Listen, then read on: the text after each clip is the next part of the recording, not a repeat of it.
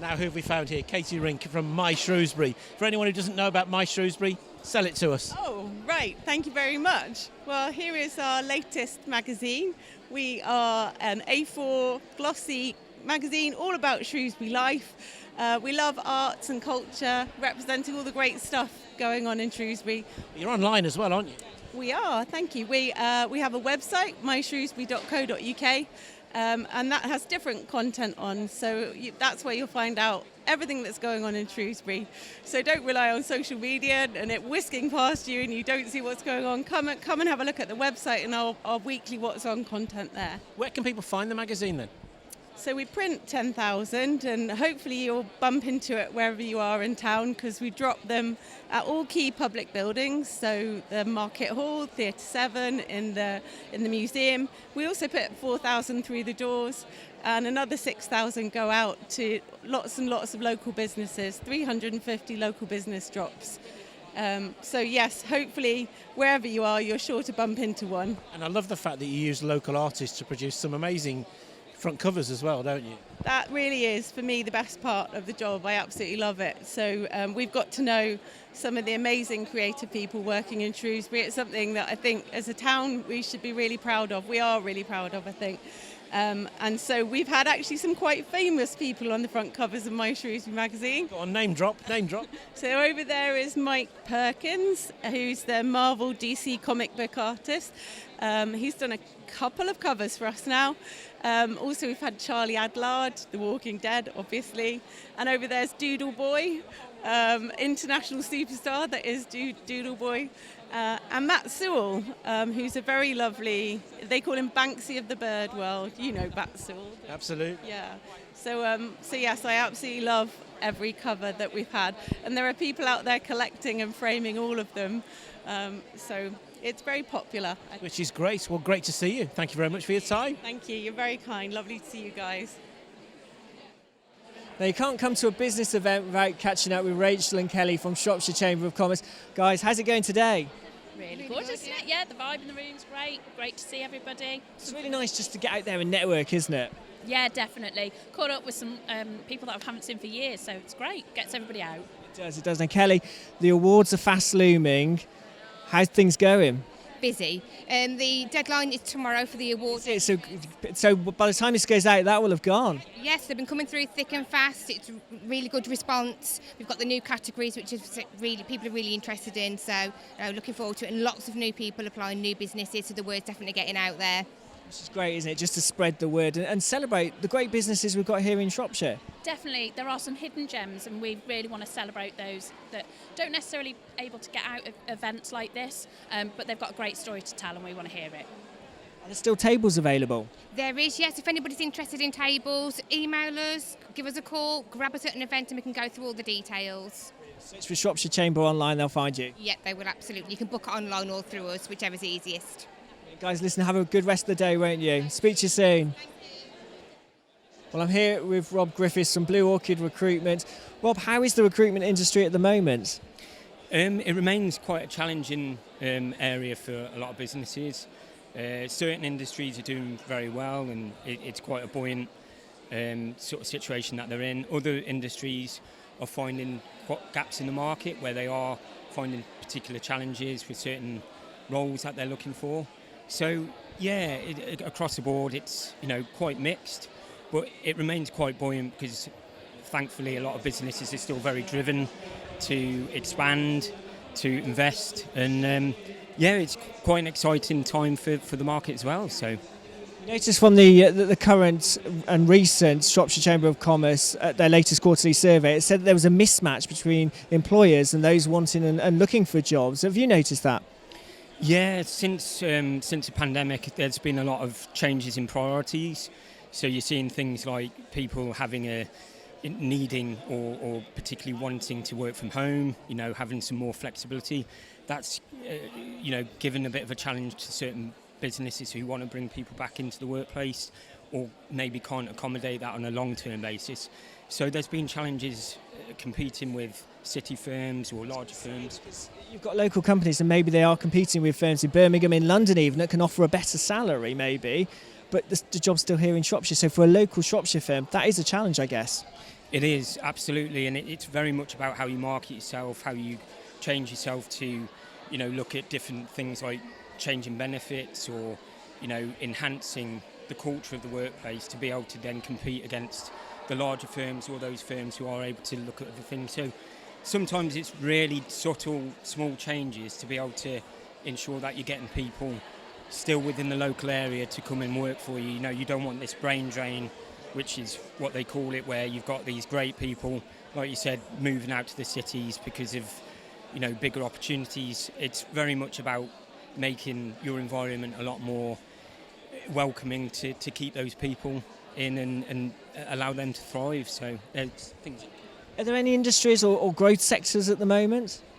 So in terms of challenges, there's massive growth sectors within accountancy, marketing, and the legal sectors, but because of the necessity for certain qualifications, they also have the challenge of, again, bringing people in with those particular experience and qualifications, and again there can be challenges for larger firms.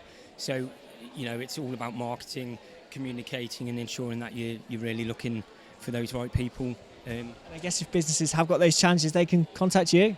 Absolutely, we're always here to support and help, either be through recruitment strategy or actually getting involved in finding the right people. More than happy to reach out and speak to those people. Rob, thanks for chatting to us. Have a good day, won't you? Thank you very much. Thank you. Well, I'm with Richard now from Crispian. Richard, what have you got going on here today? So we've got an office furniture obstacle course. Because we sell office furniture, we've got a bit of fun, radio control cars, running over desks and filing cabinets. Fastest time of the day, wins a prize, wins a chair actually at the end of the day. Brilliant chair, which is always nice to have a nice comfortable chair, isn't it? Now you've just launched your new website, haven't you, with your new online store? We have, yeah, only the last couple of days. So we've got a discount code till the end of April 10. So if anybody wants 10% off, go on the new web store and order their pens, paper, stationery, desks, chairs, whatever they need. Are people still working from home? Are they back in the office? Are companies now wanting to refit offices? How's that working? Yeah, definitely seeing more refitting offices. They're trying to make them more attractive so people want to come in, they can collaborate. It might not be all week, but it might be 2 or 3 days of the week with colleagues. So there's quite a few refits going on to try and make people want to come back in and also make the spaces different. They used to be full of desks, rowed up. Now they're having more communal spaces, collaborative spaces where people can get together and work, but possibly not at a desk traditionally all week, really. I guess is that something maybe that's come out of COVID, I guess? Yeah, definitely. Yeah, it's just changed from then, really. Some people jumped on it straight away. Others have, been in a halfway house, not sure. Some were working at home, some weren't. So it's just been, over the last few years since COVID, really, things have changed, depending on the business, depending on the line of work that company's in, really. I guess for those that maybe are still working from home, they're migrating off their dining room tables, and I guess they're setting up offices at home as well. So more and more people are coming in, buying a better chair because now they're at home for longer. They might have had a cheap one to start with in COVID and lockdowns and things. Now they're upgrading for something better because they know it's a more permanent solution either all week or at least part of the week, really. So that's good opportunities for us, really. Listen, I'm going to go and have a go on one of these vehicles. More than welcome, yeah. Thank you. We found a comfy corner here at BizFest. I'm here with Michael Hart, Managing Director of Bridge Cheese. You're sitting comfortably, so? It's very nice. Good spot. Now, Bridge Cheese, I guess the clue is in the title of your company, but tell us a bit more specifically about what you do.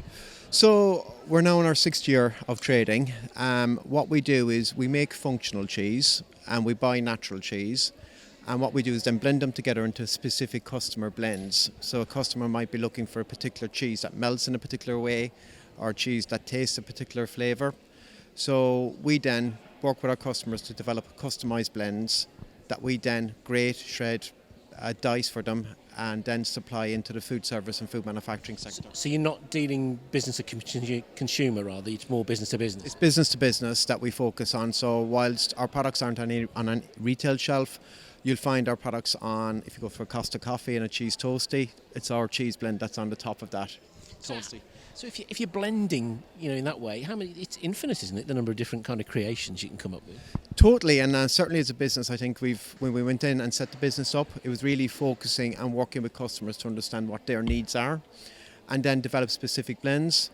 And then certainly with the challenges that we've had economically, with COVID, cost of living crisis, customers are now really looking at what they can offer their consumer and offering a point of difference. And thankfully for us in the sector that we operate in, we've been in the right spot to give customers their customised solutions. And you're based in Telford, and you've grown a lot in those 6 years. I mean, how many people do you employ now? So, yes, started 6 years ago, and in our wildest dreams, we've now up to 80 people. We thought we'd get to 15 if it all went really well in the first 5 years. So the business has grown really, really well. We've been very fortunate with the staff we've got in our business, a lot of long-term service employees that we have. So certainly focusing on bringing the right talent into the business, growing and developing talent, bringing apprentices into the business. And do you find that easy to find the kind of people that you want?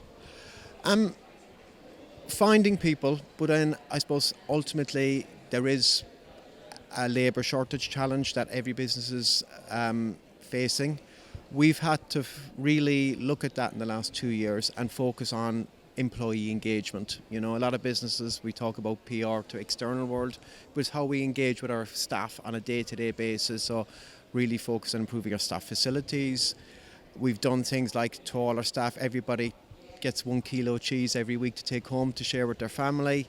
So growing and developing for us is the way forward. You know, recruiting is a challenging market, so we try to focus on bringing people into the business, give them a role and see where they want to take their career.